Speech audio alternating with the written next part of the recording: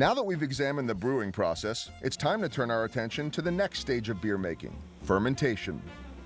Although there are dozens of different styles of beers, they can all be assigned to one of two main branches of the family tree, ales or lagers.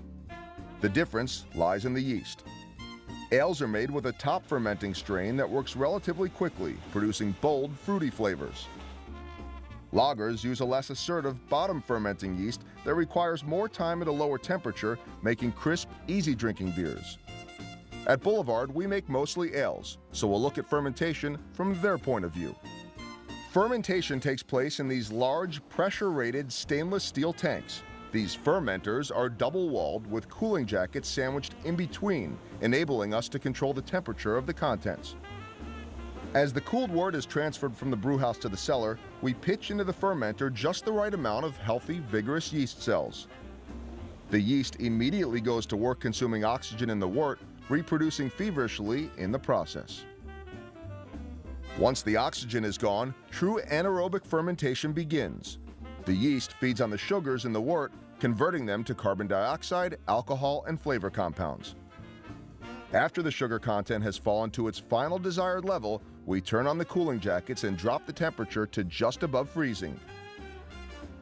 Fermentation stops, the yeast settles into the conical bottom of the tank, and the beer is allowed to condition for another 7 to 10 days.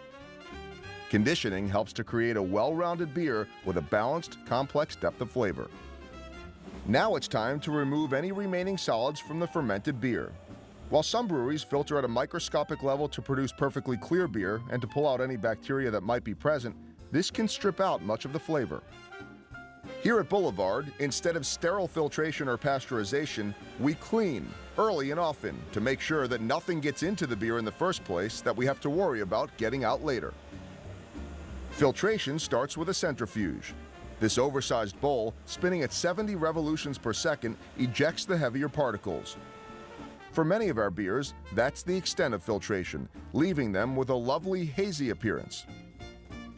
Other beers are then passed through this sheet filter for further clarification, bringing out their brilliant color without compromising their flavor.